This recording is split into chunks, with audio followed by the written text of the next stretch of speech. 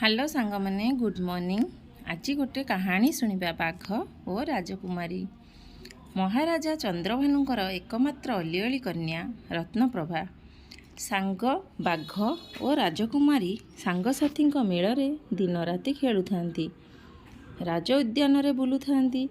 तांकु केवल राजकन्या होई राजा मध्य रहिबाकु आदौ भल लागे नहीं। तेणु से बेले बेले राज्य आड़े मध्य भ्रमण करने जाती। दिने काहाकू किछि न कही एमिति भ्रमण करू करू से राज्य निकटरे थिबा जंगलर सौंदर्य अभिभूत होई जंगल रे प्रवेश करले। दिगहरा होई जंगल रे एणे तेणे बुलिबाकू लागिले। बाहर को आसीबार रास्ता पाइले नहीं। सेही जंगल रे भयंकर जीवजंतु रहुथांती। हठात तांका आड़कू केही जणे पशु भयंकर गर्जन करी माड़ी आसुथिबार से अनुभव कले। धीरे धीरे आउ सेही गर्जन शुणी पारले नहीं। देखती तो एक बाघ अन्य एक बाघ सह लड़ेई करी ताकू फेरेई देइची। राजकुमारी बाघटी को देखी डरीगले, गछ पछपटे लुचि रहिले। हेले बाघटी राजकुमारींकर चारिपाखरे घूरी बुलिला, तांको अन्य जीवजंतुक ठारू सुरक्षा देला।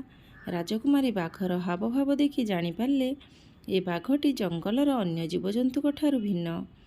धीरे धीरे संज नई हेबाकू लागिला, राति हेबाकू लागिला। आउ राजकुमारी बाघ को पाइले नहीं। भाबिले बोधे केउ आड़े चलीगला। से बाघर अनुपस्थित रे राजकुमारी निजको असुरक्षित मन करुथांती। देखिले पाखरे जणे सुंदर युवक बसथांती। से युवक पाखकू जाई निजे एक जंगल भितर हजि जाइथिबा कथा जणाइले। युवक जनक राजकुमारी को एक कुटीर निकट को नहीं गले। फलमूल पानीय आदि खाइबा पीबार व्यवस्था कले। दिनटा जाकर क्लांति पाई राजकुमारी राति रे गाढ़ निद्रा रे सोई पड़ले। युवकटी मझिरे मझिरे राजकुमारी अभाव असुविधा कथा पचारि बुझुथाए। सकाळ हेला। राजकुमारी देखिले युवक जनक सेठारे आउ नाहांती। पूर्वपरी बाघटी कुड़िया बाहरे बसीची। राजकुमारी हड़बड़ई गले। संध्या हेबारु बाघटी देखागलानी। पुणी युवक जनक देखागले। राजकुमारी आश्चर्य होई रातिरे युवकंकु ए विषय रे पचारले।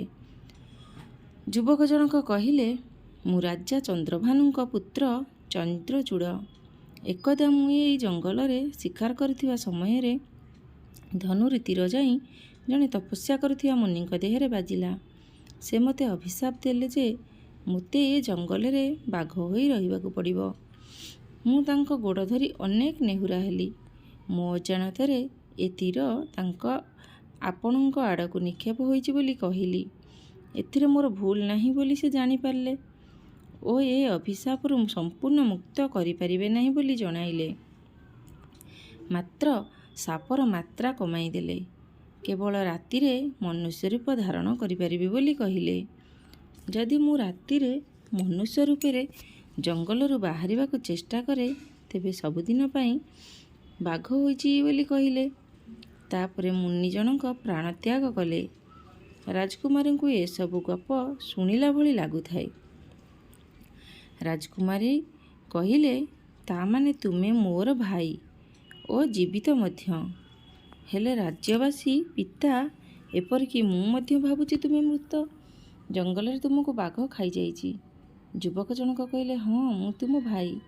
सेतबेले तुमे बहुत छोट थिल, तेणु मते चिन्हि पारु नाह।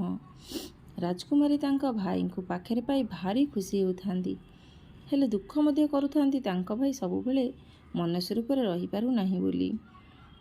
राजकुमारी भाई को पचारिले, कौन ए सापरू मुकुलिबार कौनसी उपाय नहीं?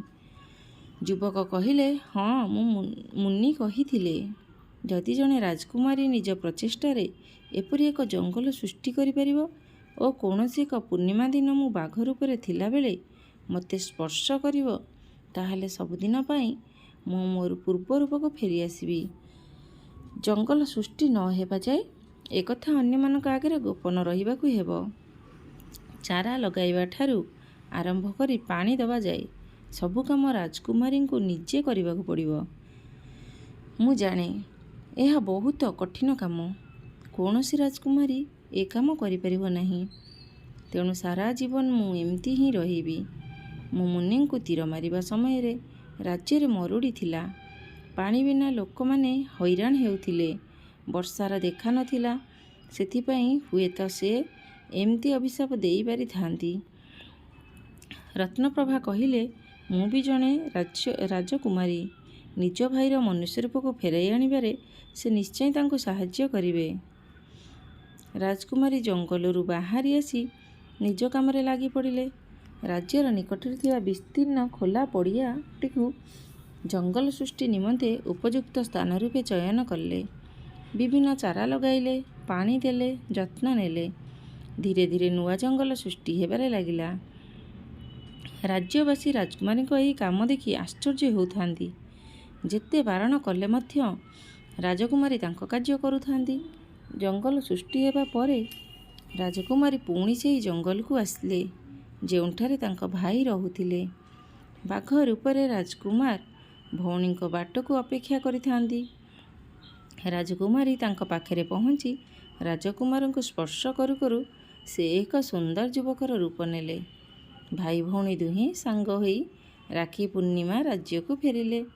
ଧୁମ୍‌ଧାମ୍‌ରେ ରାକ୍ଷୀ ପୂର୍ଣ୍ଣିମା ପାଳନ କଲେ। ରାଜ୍ୟବାସୀ, ରାଜା ଓ ରାଜଦରବାରରେ ଥିବା ସମସ୍ତେ ରାଜକୁମାରୀଙ୍କୁ ଦେଖି ଆଶ୍ଚର୍ଯ୍ୟ ହୋଇଗଲେ। ଭାଇ ଭଉଣୀ ଏସବୁ ବିଷୟରେ ସମସ୍ତଙ୍କ ଆଗରେ ବର୍ଣ୍ଣନା କଲେ। ରାଜା ନିଜର ଭୁଲ ବୁଝିପାରୁଥିଲେ।